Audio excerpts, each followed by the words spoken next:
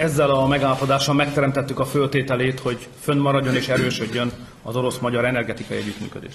Egy kiváló szakmai megállapodást kötöttünk, amit örömmel fogok terjeszteni a magyar parlament elé jóváhagyásra. A megvalósítás körüli pénzügyi tárgyalások azok jó állapotban vannak, jól ütemben haladnak és folytatódni fognak. Egy hete Paksról, az atomerőmű tervezett orosz bővítéséről szól a belpolitika. Paks 2-ből megépíthetnék újra a csalagutat. Akkor az orosz Paks hitel, mint a 2008-as IMF hitel. 7 4-es metró kijönne ennyi pénzből. Orbán döntése miatt vízlépcsők épülhetnek a Dunán. Magyarország nyugati útja Moszkvába vezetett, Oroszország visszatér a magyar spájz meghódításához. Csak néhány cím azok közül, amelyekkel a magyar és az orosz sajtó érzékeltette, mennyi az a 3000 milliárd forintos hitel, amellyel Oroszország megfinanszírozná a paksi erőmű bővítését, ha a magyar állam a Rosatom nevű orosz állami cégtől rendelné meg a 2 új blokkot, és persze, ha ehhez önerőből még hozzátesz 750 milliárdot. Január 14-én a Moszkva melletti Novo-Ogarjovói államfői rezidencián Vladimir Putyin és Orbán Viktor jelenlétében megállapodás, de még nem szerződést írt alá a paksi atomerőmű bővítéséről Szergej Krienko, a beruházást végző Rosatom vezetője, és Németh Lászlóné nemzeti fejlesztési miniszter. A hír, mint tudjuk, óriási felzúdulást váltott ki a magyar politikában és a magyar sajtóban, de az orosz híradások is nagy terjedelemben kommentálják mind a mai napig. Ma este az ügyet 3 szakemberrel beszéljük meg, tehát hogy mit jelent ez az egész politikai, gazdaságpolitikai, energetikai és árszempontból. Itt ül asztalunknál Acél Endre újságíró, Eszbiró Zoltán történész, Oroszország szakértő és Kaderják Péter, a Corvinus Egyetem regionális energiagazdasági kutatóközpontjának vezetője. Kezdjük, kérem szépen, az obligát kérdéssel, kell-e atomerőművet bővíteni? Ugye Németország 2 éve eldöntötte, hogy 2022-ig mind a 17 atomerőművét fokozatosan leállítja, az ok a fukushimai atomerőmű katasztrófa, de Németországban felerősödtek az atomerőmű ellenes megmozdulások, tüntetések. Okkal félünk az atomenergiától? Vannak arra most már példák sajnos, hogy félhetünk az atomenergiától, tehát a fukushimai baleset, a csernobili baleset arra mutat, hogy az energiatermelésnek ez egy olyan módja, amely szokatlan kockázatokkal jár, semmi más energiatermelési módnál ilyen típusú kockázatokkal nem számolhatunk, de az is igaz, hogy Kelet-Európában, köztük Magyarországon évtizedek óta biztonságosan használjuk a nukleáris energiát. Tehát azt gondolom, hogy országonként nagyon különböző válaszokat adnak és találunk arra vonatkozóan, hogy... Ami bennünket illet, kiváltható lenne hasonló nagy kapacitású energiatermelő megoldásokkal az atomerőművig hozzá, ugye a közeljövőben, mert az első blokk 2023-ban, azaz 9 év múlva már elkezdeni a termelést. Technikailag ez lehetséges, ugye az a megállapodás, amiről most szó van egyébként, az nem elsősorban bővítésnek tekinthető, hiszen ugye azt hallottuk, hogy 2200 megawattos blokkról esett szó ebben a megállapodásban, ez lényegében kiváltaná azokat a kifutó blokkokat, amelyekkel ma rendelkezünk, és amelyeknek a teljes kapacitása ma 2000 megawatt. Tehát valószínűleg lenne egy olyan időszak, amikor ha a tervek szerint megvalósulnak ezek a beruházások, amire ugye azért hát mérsékelt az esély, de ha megvalósulnának, akkor kb. 10 évig párhuzamosan futnának, Magyarországon kb. 4400 megawatt atomkapacitás működne egyszerre. Azt miért mondta az imént, hogy nem nagy a realitás ennek, hogy ez bekövetkezzen? Hát mert a fejlett országokban megvalósuló atomerőmű fejlesztéseknél legalábbis az elmúlt évtizedek tapasztalata az volt annál a kevés projektnél, amely megvalósult, hogy a beruházási idő az drasztikusan hosszabb volt, mint a tervezett, majdnem a duplája annak, amit eredetileg elgondoltak. A megállapodás szerint 3750 milliárd forintba kerülne a 2 új paksi blokk. A 3000 milliárdos hitel árát, azaz a kamatot még nem tudjuk, de Lázár János miniszterelnökséget vezető államtitkár szerint, aki a titkos tárgyalóbizottságot vezette, idézem, az orosz államközi hitel pénzügyi feltételeinek a mindenkori pénzpiaci viszonyoknál kedvezőbbnek kell lenniük. Ez eddig ugye az óhaj és nem a tárgyalás. Minden esetre az oroszok egyedüliek a piacon, akik teljes egészében képesek a saját beruházásukat finanszírozni, legalábbis a sajtóhírek szerint. Mindez valóban nagy előny, tehát nagy előnyt jelenthet nekünk? Hát nyilvánvalóan nagy előny abban az esetben, hogyha magának a magyar költségvetésnek erre nincsenek eszközei, ugyanakkor úgy találja, hogy mindenképpen atomenergiára, atomerőmű kapacitás bővítésre van szükség, akkor ez előny. De azért hadd térjek vissza Lázár János nyilatkozatára, minapi sajtóértekezleten tett nyilatkozatára. Figyelmet érdemlő, hogy egy nappal a moszkvai találkozót követően nyilatkozott az orosz pénzügyminiszter, és a pénzügyminiszter többek között rögzítette, hogy a hiteltárgyalások nem zárultak le, legjobb esetben az év derekán lehet ezt befejezni, következésképpen azon túl, hogy a felső határát ennek a hitelkeretnek, amely, ahogy helyesen elhangzott, itt 10 milliárd euró lesz, ezen túl valami keveset tudunk, sőt, ő még arra is emlékeztetett és külön felhívta a figyelmet, hogy a kamatfeltételek tekintetében Oroszország azt a szempontot fogja szem előtt tartani, hogyha hasonló hitelekre lenne szüksége, akkor milyen árak, milyen feltételek mellett jutna Oroszország hasonló hitelhez. Következésképpen nem teljesen biztos, sőt kétséges, hogy Magyarország jobb feltételekkel jut, mint a piaci kamatok Oroszországon keresztül a hitel kamataihoz. Ezt tennék egy megjegyzést. Ez engem foglalkoztat. Ugyanis az oroszok honnan veszik ezt a tömegnyi pénzt? Mert itt nem csak arról van szó, hogy ez 10 milliárd euró. Az Oroszországnak is egyébként tömegnyi pénz? Hát hogy a fenében, én megnéztem az adataikat, pillanatnyilag 38 milliárd dollár a folyófizetési mérlegüknek a plusza, de Ukrajnának már oda van ígérve, ha nincs már odaadva 15 milliárd dollár, ami több, mint 10 milliárd euró.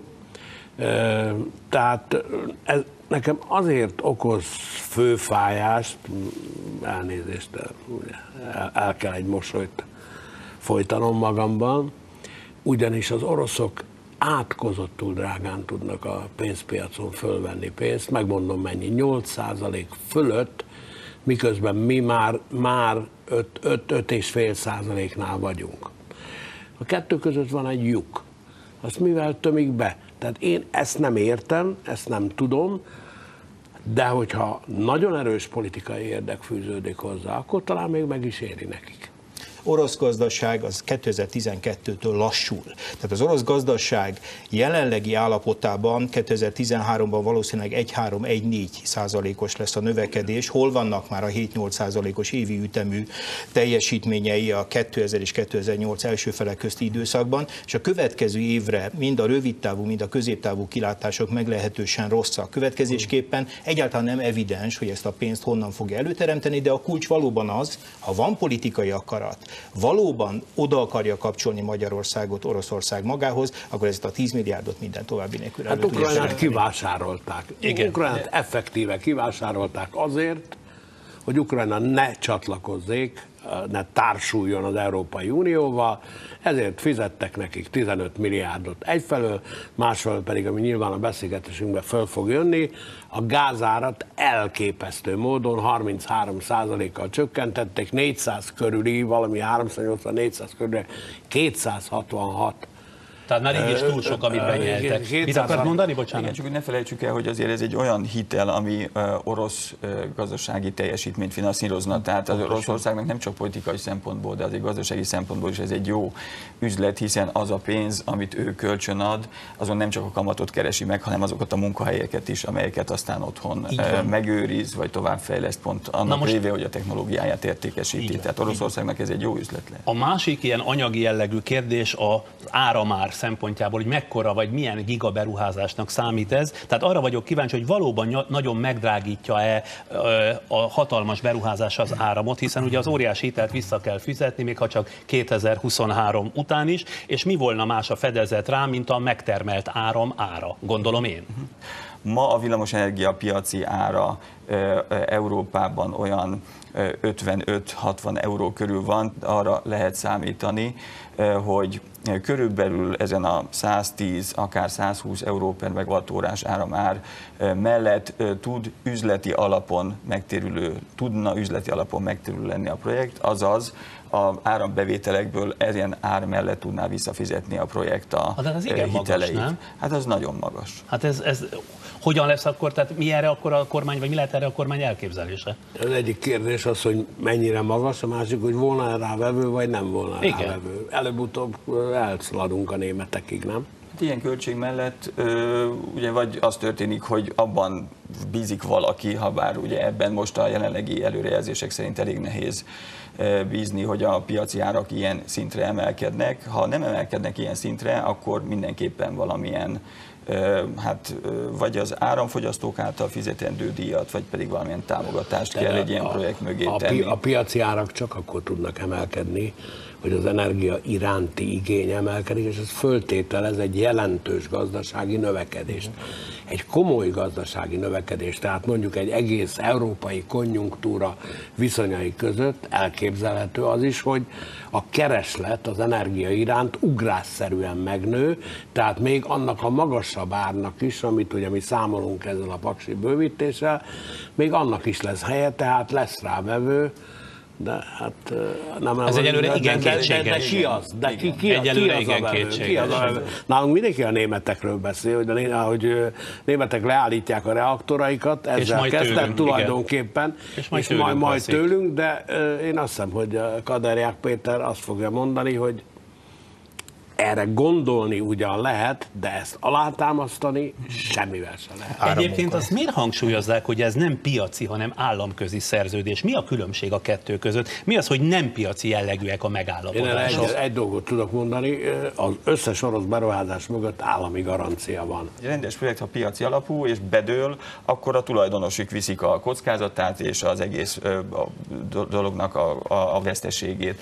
Abban az esetben, ha egy ilyen projekt bedől, akkor itt körülbelül az a mondás, hogy hát akkor is helyt áll a magyar állam a hitel visszafizetésért, hogyha a projekt egyébként veszteséges.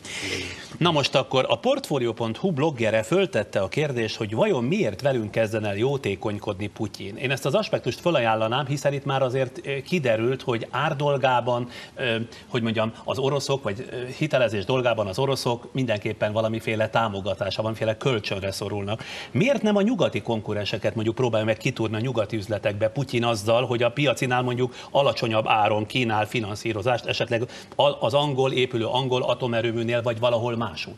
Oroszország számára éppen azért, mert általában a gazdasága gyengélkedik, 2012-től drámai folyamatossággal lassul ez a gazdaság, és miután az európai és a globális energiapiacon olyan átrendeződés zajlik az elmúlt években, hogy az orosz energiaszektornak egyre komolyabb kihívói jelennek meg ezen a piacon, tehát neki gazdaságilag is érdeke a piacszerzés lehetőleg minél gyorsabban, és ha kell, akkor ehhez bizonyos hitelkonstrukciókat is felajánl, mert hogy politikailag annyira fontosnak tartja a gazdasági expanziót.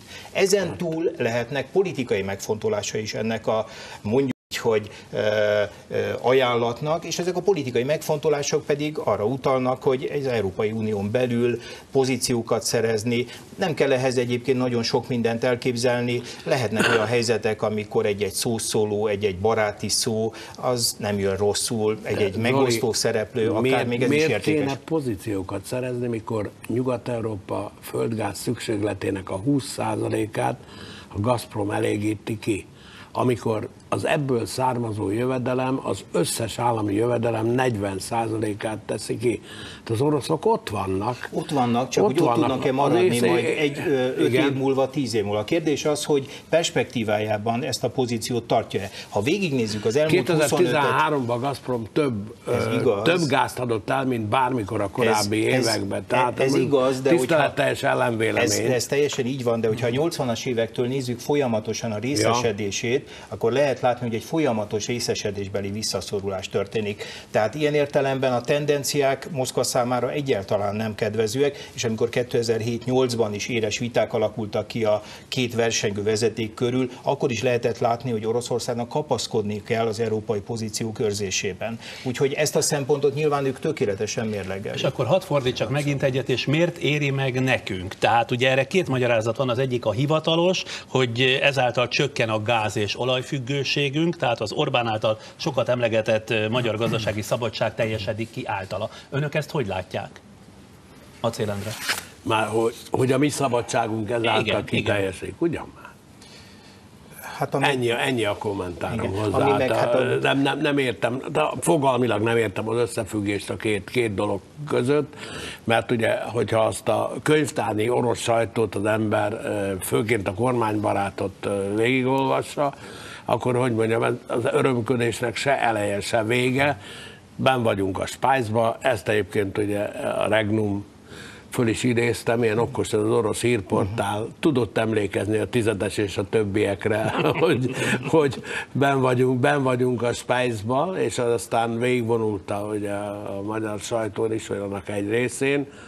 Tehát én egyáltalán nem tudom érzékelni azt, hogy ezáltal a szabadság... Hát csökken a gáz- és olajfüggőségünk, ugye? Egyébként ez ennélkül is csökken a csúcs, tehát hogy a Gazpromtól közvetlenül mennyi gázt vásárol Magyarország, a csúcs 2008-ban volt, 8,9 milliárd köbmétert vásároltunk. Azóta a globális válságnak, illetve a magyar belső gazdasági helyzetnek köszönhetően 2012-re ez a közvetlen vásárlás lement 5,2 milliárdra.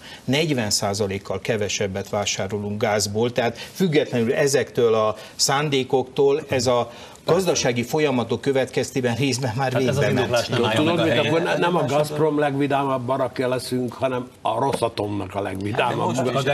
Most is rendelkezünk orosz atomerőművel. Tehát ilyen értelemben inkább azt mondom, hogy nem változik a helyzet, mert ma is vannak orosz atomerőműveink, meg a jövőben is lesznek, körülbelül ugyanakkor a kapacitással, ugye, hogy ezt az átfedést kivesszük, tehát ilyen értelemben szerintem ez egy kicsit ilyen ideológikus. Hát ez egy politika, tehát ilyen értelemben nem mondunk egyébként egymásnak hároman ellent, azt mondjuk, hogy ez egy retorikai fordulat, amit a tények semmilyen formában nem támasztanak. El lehet fordítani a beszélgetést afelé, mert ez engem egyfolytában izgat, sajnálatos módon le is írtam.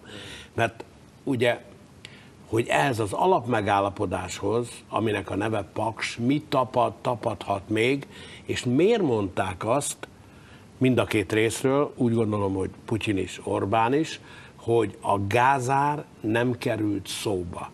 Én egyszerűen kizártnak tartom, hogy a gázár ne került volna szóba. Mondom, azután... Tehát az alkú, vagy az előszerződés, vagy a szándéknyilatkozat része volt? Most oda nem, ez semmiféle írott formában sehol föl nem lelhető, csak egyszerűen, már elnézést kérek, hogyha az orosz elnök és a magyar miniszterelnök leül egymással, és történetesen 4 szem közt vannak, és Orbánnak nem jut történetesen eszébe az, hogy mi drágán vásároljuk a gázt Oroszországról, és akkor innen egy ugrásra menjünk át oda, hogy ha Magyarország gázerőműben sokkal olcsóbb gázt tudnak elégetni, mint eddig, miáltal az ott keletkező energia ára is olcsóbb lesz.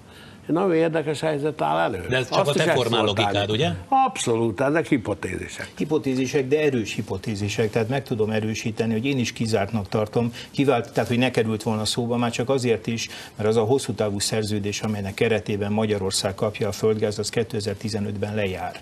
És hát az a formula, amin keresztül meghatározás nyert a gáz ára, az nekünk nagyon kedvezőtlen. Tehát nyilván egy alkudozási folyamatban Magyarország számára még relatíve csökkenő gázfogyasztás mellett is nyilván fontos, hogy a gázárakat már az ipari fogyasztók miatt és hát a háztartások fogyasztása miatt is lenyomja, arról már nem is beszélve, hogy itt annak következtében, hogy a majdnem 9 milliárdról 5 milliárdra csökkent az éves vásárlásunk a Gazpromtól, ugye van egy olyan formula, hogy fizess és vidd, ami egy bizonyos kötelmet ír elő a vásárlónak, hogyha nem is veszi át a gázt, akkor is ki kellene fizetni. Na most ezzel mindig játszik Ukrajna és más szereplők tekintetében is Oroszország. Itt most egy nyitott kérdés, hogy ez a felhalmozott, át nem vett mennyiség... Ezen hogyan próbál lazítani Orbán Viktor? Ezen próbál lazítani, vagy azt mondják az oroszok, hogy elvileg nem jár le 15-ben ez a szerződés. Annyit nem vettetek át, 17-ig kitoljuk, de adunk valamilyen preferenciát, valami kedvezményt. Politikailag a jelenlegi kormány számára ennél nagyobb ajándékot nehezen tudnék elképzelni a rezsiharc közepette. Kader Péter? Hát kétségtelen, hogy a gáz bevásárlás vagy vásárlás oldalon azért a jelenlegi kormány jelentősen tehát bővítette a mozgásterét, ebbe segítettek neki az európai piaci folyamatok is, jelentősen csökkentek a gázárak Nyugat-Európában, most már egyre inkább tudunk onnan is vásárolni, részben ez is az oka annak, hogy az oroszoktól kevesebbet veszünk, de az oroszok egyre inkább versenyhelyzetbe kerülnek a magyar piacon, a magyar fogyasztókért, a gázpiacon, és azt gondolom, hogy ez egy nagyon kedvező fejlemény. Ezért nem gondolom egyébként föltétlen, ha bár ugye nem voltam ott, úgyhogy csak találgatunk ennél az asztalnál, hogy most szóba került, vagy nem került szóba a gáz ár kérdése. Én azt gondolom, hogy pont ezen folyamatok miatt, meg azért, mert az MVM-át ugye megvásárolta a gáz nagykereskedelmi üzletet, mert épül a szlovák-magyar összekötő vezeték, mert még van hátra a gázszerződésből idő. Én azért azt gondolom, hogy egyébként külön választható valamennyire talán a paksnak a kérdése ma a gáz árnak a kérdésétől. Arról nem is beszélve, hogy gáz ár tekintetében azt hiszem az elmúlt egy hónapban kapott valami 20%-os árengedményt már Oroszországtól Magyarország. Egyébként én sehol nem láttam, Péter, leírva azt, hogy nekünk engedtek volna. De. Tényleg? Hát akkor viszont a rezsicsökkentésnek meg volt a fedezete. Hát nem? A piaci folyamatok, megjegyzem, alátámasztják a rezsicsökkentésnek a tendenciát. Tehát ez nem kormányzati jó tényleg. Most egy hirtelen kiderült valamiről, nem is akarunk beszélgetni. Ez egy kulcsmondat. Hadd kérdezzem a téma politikai aspektusát. Ugye az orosz nagyhatalom van a mérleg másik serpenyőjében. Mi viheti rá Orbán Viktort, aki hát soha életében jót nem mondott sem a Szovjetunióról, majd később Oroszországról sem, hogy inkább Oroszországhoz sem, mint Európához kösse magát, illetve az országát? Hát feltehetően azoknak az eszközöknek és a forrásoknak a begyűjtése, pénzforrásoknak a begyűjtése hitelformájában, amit Oroszország bizonyos egyéb gazdasági feltételekhez nem szab. Ugye Ukrajnában is, hogy Janukovics amellett döntött, hogy inkább az oroszok finanszírozzák meg a katasztrófában lévő helyzetüket, az ugye azzal is összefüggött, hogy az oroszok tényleg csak egy dolgot kívántak tőlük, hogy maradjanak ott, ahol eddig is voltak, ebben a politikai senki földjén. Puffer. Hát pontosan, tehát hogy se puffert akarnak. Pontosan. Na most Magyarországnak is én szerintem valami hasonló szerepet szánnak. Azt nem tudom, hogy ezt a politikai szándékot Putyinék komolyan gondolják-e, tehát hogy ebbe a senkiföld vagy köztes állapotba vissza lehetne húzni Magyarországot, de a magyar kormányzat oldalán én azt érzékelem, hogy az oroszok olyan típusú feltételeket, ellenőrzést, hogy a pénzek hova kerülnek, hogyan kerülnek felhasználásra, ezt nem igénylik. Ők nyilvánvalóan mást igényelnek ebben a történetben, és ez vonzóbbá teszi. Tehát azt teszi vonzóbbá, hogy ezekkel a pénzekkel feltehetően esetleg egy részével könnyebben gazdálkodhatnak. Nem lesz olyan szoros, szigorú ellenőrzés. Hát gondoljunk bele, ha maradunk ennél a 3000, 3600 vagy 3700 milliárd forintos beruházásnál, az, amit úgy szokás finoman fogalmazni, hogy alkotmányos költségek. Tehát, hogyha lehasítanak ebből egy nagyon kicsit és ellenőrzetlen utakra terelődik ennek a pénznek a felhasználása, az a demokratikus magyar politikai verseny lehetőségeit borítja fel akár egy évtizedre is. Tehát itt ez a pillanatnyilag regnáló hatalom a saját maga javára picit lecsíp, azt mondod? Az is olyan óriási összeg, ami teljesen fölborítja a demokratikus versenyt, de hogy korrektek legyünk, ez a mindenkori kormányra igaz. Tehát én ugyanezt követelném, mondjuk a politikai közösség nevében, ha lehetek ilyen fellengzős, abban az esetben is, ha fordított lenne a felállás. Tehát a felháborodás és az a figyelem, ami követi kettől ezt az eseménysort, jelentős részben ezzel függ össze. És még egyszer mondom, teljesen mindegy, hogy ki van kormányon, ez az elvárása a politikai közösségnek, mert hogy ez a pénz nem a kormányi, hanem valamennyiünké, hogy ellenőrizni tudja, hogy transzparens lesz a finanszírozás, minden pénz oda kerül, ahová kell, hogy kerüljön, nem pedig különböző utakon szolgál egyéb célokat, ez egy rendkívül nyugtalanító körülmény, és láthatóan az orosz modell modellben, minthogyha több fantáziát látnának ebben a tekintetben is. Na de pont ezt akartam kérdezni, ez a 3000 milliárd forint, ugye ez a GDP-nk 10%-át jelenti. Ennyivel eladósodni Oroszországnak, ez jelent bármilyen értelemben? Én figyelem tényleg a világ gazdasági folyamatokat, világpolitikát, az, hogy valaki a GDP-nek a 10%-ára adósodjon el egy mozdulattal, hát hogy úgy mondjam, ez raritás. Igen, egy egyszeri döntéssel, mindenféle... hogy ez jelent bármiféle pénzügyi vagy politikai függést akkor hát Oroszországtól? Nem, mert 23, ugye Péter, mert 23-tól kezdve kell elkezdeni a törlesztést. Hát majd akkor attól kezdve, vagy ahogyan a finanszírozás beindul. És föl lehet fogni talán, vagy egy ilyen alternatív hipotézis arra vonatkozóan, vagy azt kiegészítő, inkább azt kiegészítő, amit az Zoltán mondom, mert az én azt gondolom, hogy ez egy nagyon lényeges kérdés, amit említettél. Ugye az, hogy hát lehet, hogy ha nem vagyok politikai szakértő, úgyhogy ez csak egy hipotézis, hogy hát ugye azért arról, hogy keleti nyitás régóta hallunk, arról, hogy atomenergia Magyarországon, arról egyébként a 2010-ben elfogadott és ma is hatályos energiapolitika azt mondta, hogy erre szüksége van Magyarországnak, és ezt megcélozta. Ugye a 2009-ben a parlament... Martonyi mondott, hogy a keleti nyitás legfontosabb láncszeme Oroszország.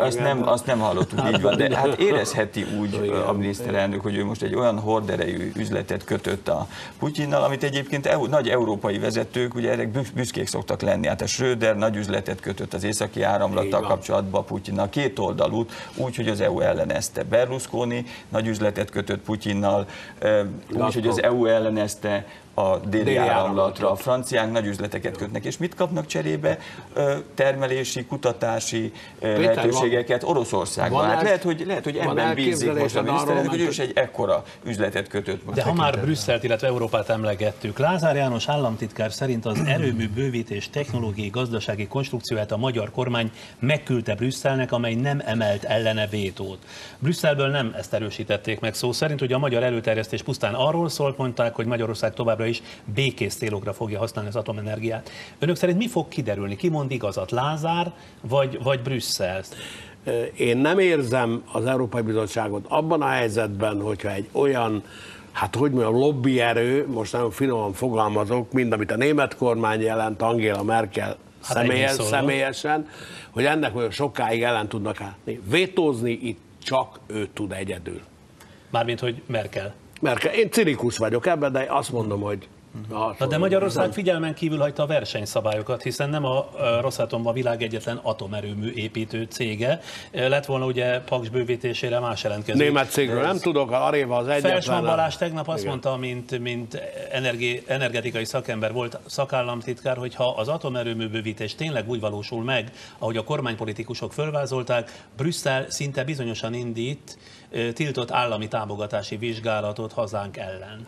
Igen, én azt gondolom, hogy ez az a pont, ahol Brüsszel a legerősebb. Tehát, hogyha valóban bekövetkezik az, hogy ez az atomenergia projekt, ez valamiféle garantált áras szerződés alapján kell, hogy működjön a jövőben, mert csak így garantálható a hitel visszafizetés például. Ugye a britek ezzel most ugyancsak próbálkoznak a saját projektjük kapcsán, és várják azt, hogy Brüsszel erről mit fog mondani, még nem mondott Brüsszel igazából erről semmit. Szerintem nagyon hasonló helyzetben leszünk a saját projektünkkel kapcsolatban.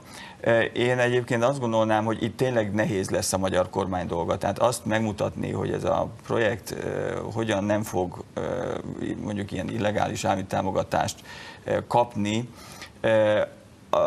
vagy ez hogyan garantálható, vagy mi az a konstrukció, ami mellett mondjuk Brüsszel elhiszi, hogy ez fog tudni működni, az nem lesz egy egyszerű feladat, és valószínűleg én itt érzem a Brüsszelnek a legnagyobb és legerősebb kompetenciáját. Az, hogy miért nem volt tender, tehát hogy miért nem indultak az amerikaiak is, meg a franciák is, meg aki még tud építeni egy ilyen tenderen, és vajon ettől most drágább vagy olcsóbb lesz ez a projekt. De milyen a válasz?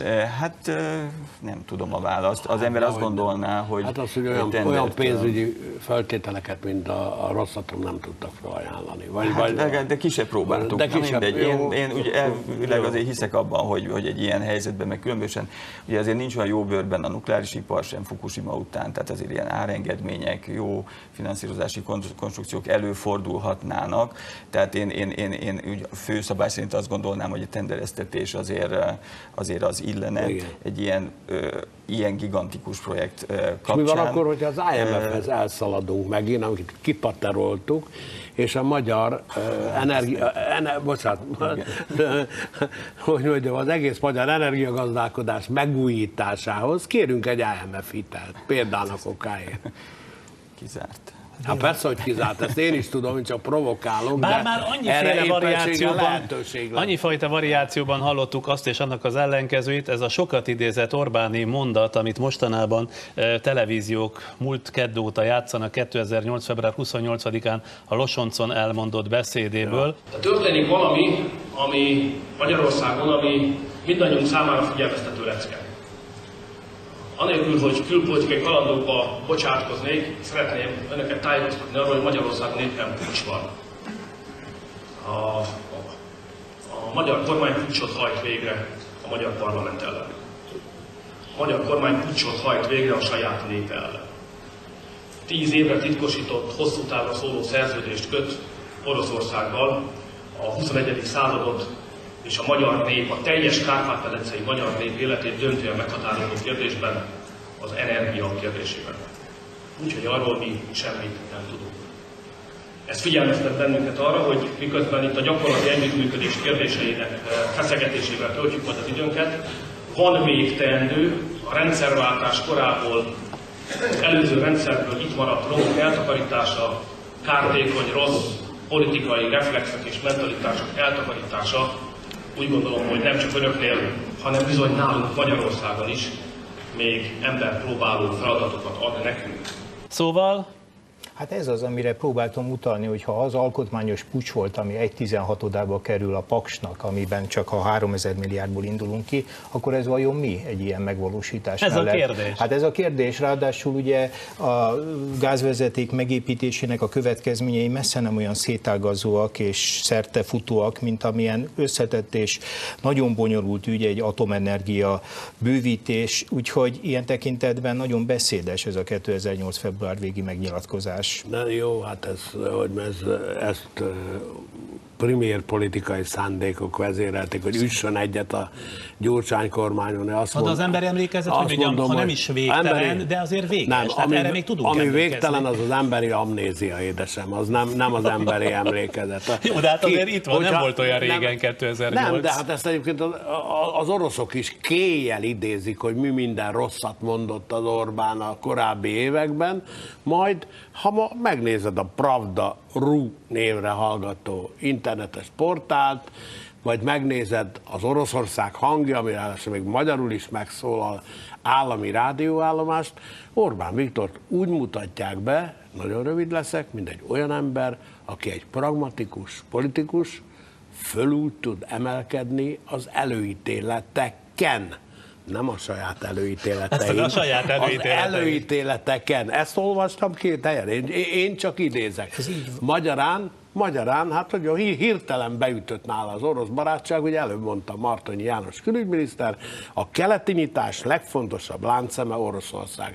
Nem erről van szó, hanem arról van szó, hogy 2 olyan megrögzötten populista, nacionalista, az egyházaknak benyaló, és a többi politikus, mint amilyen Vladimir Putyin egyfelől, másfelől Orbán Viktor.